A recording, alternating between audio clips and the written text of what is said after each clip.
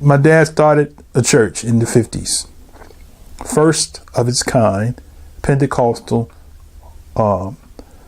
revival type church. Okay. And so my dad had many people who played for him.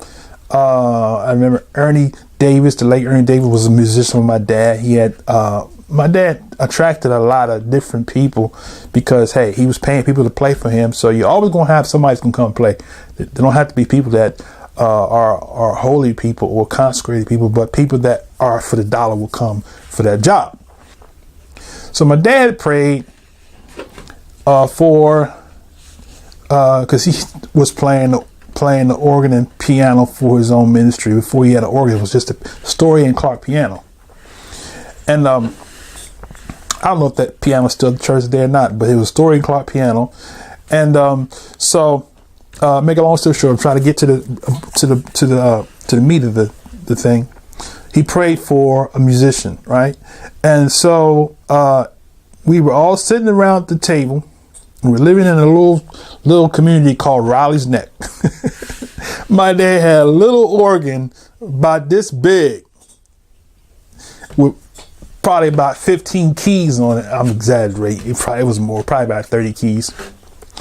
Sat all of us down, all of us children down. My older sister at the time living with us, because I have an older brother, Clifton Warden Cotton Jr. My older sister, Linda, was living with us at the time. And then my brother Wesley, John Wesley, named after his great grandfather and a great grandfather, John Wesley Cotton, John Cotton, two John Cottons in that generation. That's a whole nother lesson. He laid us all down, Linda, John, and myself, and showed us a 3-chord progression. Boom, 1 through 5. You know the routine. Okay. And he showed it to us in the key of G flat or F sharp, right? That was his key. He played in, right? And it actually came from that Gene Krupa thing. You know what I'm talking about, right? So that's where the chords came from. I took an interest in it because I was this is interesting. And so I stuck with it. My other brothers and sisters, they wasn't interested, so I stuck with it. So every time I would get home from school, I got on a little keyboard and I started playing. Okay, long story short, I wanted to grow and learn more. Okay, so I had the old-fashioned style, the old slave days style. They played ragtime type style. My sister Linda used to tease me, right? So I started listening to Andre Crouch was one, and Daniel Hawkins, right? You can Google Daniel Hawkins' life story, but Daniel was a jazz musician, and I would listen to Daniel. I said, "Oh man!" So I started mimicking. I would hear him play song. I started mimicking him. I would listen to. I would play Daniel Hawkins every day. I would get home. I would just listen to Daniel Hawkins and just play. He would play a song, and I would hear chords, and I would play. That's how I learned, right? I didn't have a teacher. Nobody came and met with me every week. My teacher was Daniel Hawkins, right? So then Daniel Hawkins, and then came shortly after that, Love Alive 1 album, where they came with all the songs, come by here, right? All that, right? He's that kind of friend, right? All that. So I started learning how to play those songs by just listening, hearing what I hear and playing it. And I got, as the people say, I got gooder and gooder, right? And so I got so good that my sister that used to laugh at me, now all of a sudden she's shouting or dancing off me playing. That was my inspiration. My sister was my inspiration. When I saw my sister shout and dance to me playing, that was my inspiration that I was getting good. So the more I began to play, then my dad started the church choir. I was the musician for the church choir. Now I was about ready to go to high school. I started like when I was like 9 years old, 9 years old. When I got ready to go to high school, I had got good. I had developed a reputation in my county as being, as they say, a bad boy on the keyboard. So the high school teacher, Mr. Johnny Wilson, he used to call me Charlie. Charlie, I want you to come and play for the gospel choir. So I played for the gospel choir. And as I played for the gospel choir, the more I would listen to songs, the more I would learn songs. We could play the Hawkins music and stuff like that. So gospel music kind of took a turn during that time. It went from the days of, say, James Cleveland and that old Mahalia Jackson style to the now contemporary style, which I fit right in because that was the turning point of gospel music, right? So as I developed, I went from there playing for the high school choir, and then I went away to college. That's where I had a turn. Went to college. The musician was about to graduate. It was a man by the name of Thomas Dudley. Thomas Dudley from Virginia somewhere. I don't know, Portsmouth, somewhere down there, with Virginia Beach, that area down there. And Thomas was a bad boy. Had them long fingers. But Thomas was leaving, and so they needed somebody else to fill in to be the gospel choir musician. So guess what? I was there, and guess who they recruited? Yours truly. So I became the head musician for the Delaware State College Gospel Choir, right? So I began to get better and better and better and better. And then I went through some turmoils in school because now I was a preacher's son in college and had a lot of freedom and liberty. And I went buck wild, right? I ended up going through some challenges in my education. And then my senior year, I never went back to college. I moved to Philly, where I was born. And when I moved to Philly, I'll tell you how it happened. Here's how it happened, right? Okay. I was in Philly, and my dad had an organization. He had started where he had some churches that was was a bishop over. And so they had a group called the group called Philly Praise, I think, or Philly Praise, right? So I was traveling with them, and we was going here and these different Bishop Ralph Donnie Graves, I think it was Bishop Ralph Donnie Graves. If you know him, shout out. And so as I was developing, right, into a more of a professional choir, I started playing for people like Philly Praise. I think it was a guy named Jeff Jacobs. I think he was a founder of the Praise International, something like that. And we had a division called Philly Praise, right? So I started playing with them. Then I was introduced to Church of God in Christ. I had went to somehow or another. I don't know how I landed on the Church of God in Christ. My dad was in Church of God in Christ, and he was younger in his ministry. But somehow or another, I land somewhere at a Church of God in Christ convention. I can't remember how I got there, but I guess because I was a musician, and I know what it was. The group I was playing with, they sang at a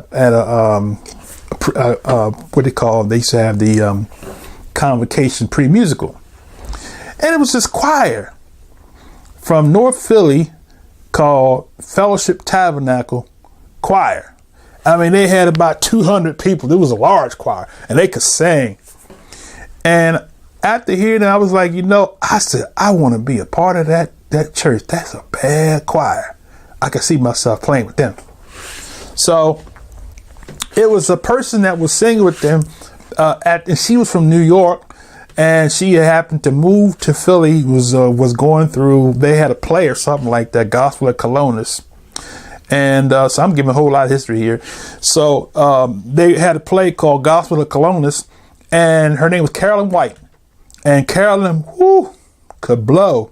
Man, And so when I heard the choir sing with Carolyn behind them, I said, man, that's where I want to go. I had no idea who Carolyn White was. I had no idea whether she was from New York or wherever. All I knew is that wherever she sung with that choir and that choir sang and backed her up, that's where I want to be, right? So I went over there. That's how I got into the Church of God in Christ. I joined the church that Sunday night, right? The week later, the pastor came.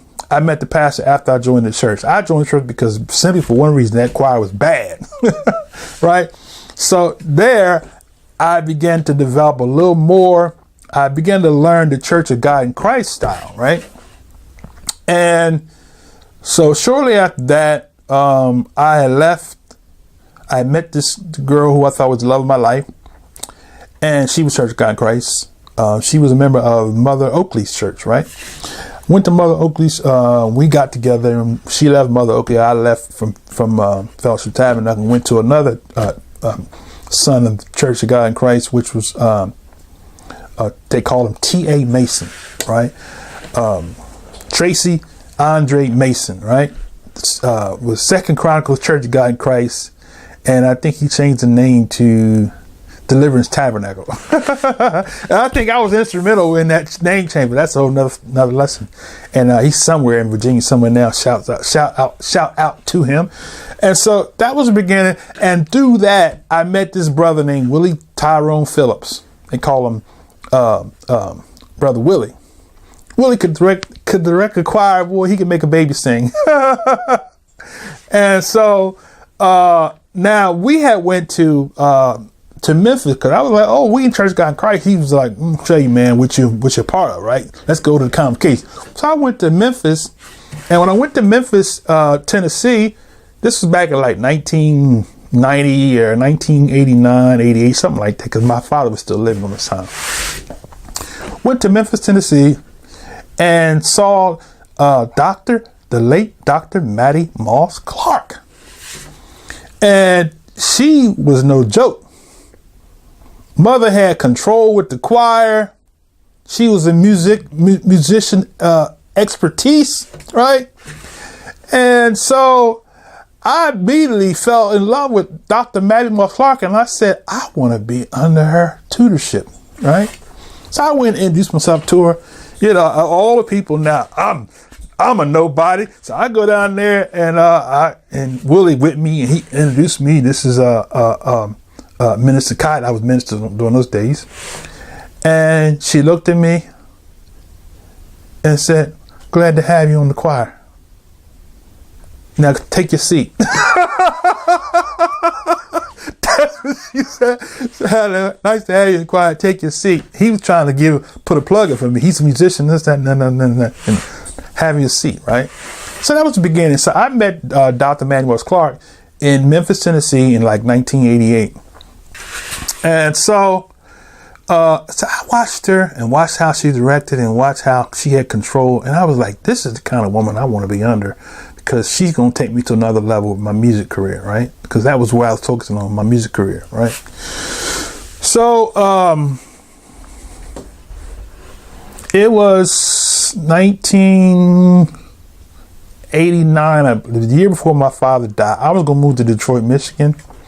I had went to Detroit to Bishop Sheard, John Sheard, and I was going to move to Detroit. Dr. Mattie Moss Clark had invited me to come. She wanted him to meet me, and she wanted them to hear me because they were looking for a musician for the church. So I got on she said, I want you to play behind Pastor Sheard, and I'm going to teach you. So I got on the organ. Mama was standing right beside me, right? Every time John Sheard said something, she said, hit it. Hit it. Hit it. She was teaching me on the organ, right? So now, it's funny, right? I remember it just like it was yesterday. And so she looked at me, and she looked at my left hand, because I only played bass. I didn't play chords on those days. I was a bass player. I rumbled the bass like. She said, what's wrong with your left hand? I said, nothing wrong with left hand. She said, spread them fingers out. She said, play some chords to that left hand, right? This is what she told me. So I learned how to chord with my left hand under Dr. Mattie Moss Clark, right? So now she said, if you're going to be my musician, you're going to have to learn how to play my way. I said, yes, ma'am. So I learned how to play the left hand. I was tutored by Dr. Mattie Moss Clark right at, I think it was, what was the name of his church? Was it Greater Mitchell? No, Greater Mitchell. That's John. That's Drew Shear. That's his son's church. What was the church? Bishop John Shear's church called? Anyway, it'll come back to me. But and then so that particular week they had the convocation. I think it was a district convocation. I think it was a district or state. And I went to Bailey's Cathedral, Bailey's Temple, Bailey's Cathedral, and we had the convocation there. And that was where I got my first exposure playing with the late Dr. Mattie Moss Clark. From there, I would go each year to the national convocation and playing in Memphis with the choir. And I would write songs and things of that nature. One song in particular I wrote, I don't know if they ever recorded it, but I presented it during the Song is Born. Church of God in Christ had a thing called Song is Born, where they used to do a live recording during what was called the UNAC 5 convention, the UNAC 5. Remember the UNAC 5? And so that's where I developed, right there, under Dr. Mattie Moss Clark. Then I graduated because fear took a hold of me, and I decided not to. Matter of fact, let me go back. Was it 85? It was 80, maybe 87. Okay, I think I have to look at my historical records. But it was 1990 when I was introduced to Timothy Wright, right? The same brother, Willie Phillips, Timothy Wright went to Mount Airy Church of God in Christ. Pastor was Pastor Ernie Morris. I think he's Bishop Ernie Morris now, but he was the pastor. Went over there, and Timothy Wright was singing, and he looked at me and said, I like that young man there. This is the way he said, I like that young man there. He's got a beautiful spirit. He said, I want you to come with me and play with me. And I started traveling with Timothy Wright, playing with him. And then I developed and grew. And at that point, just before I went fully 100% into the ministry, shortly after that night that I met with Dr. Timothy Wright, that I missed him rather, that was the night that I went into ministry, and then my music career kind of came to a close at that point.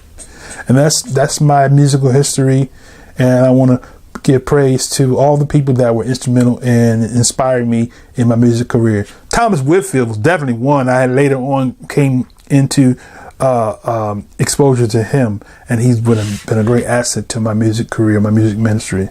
So that's all I got, and prayerfully you got an understanding of a little something about your brother Kazak Yah, aka Charles E. Cotton's music upbringing. Thank you for viewing it, and until the next time, shalom.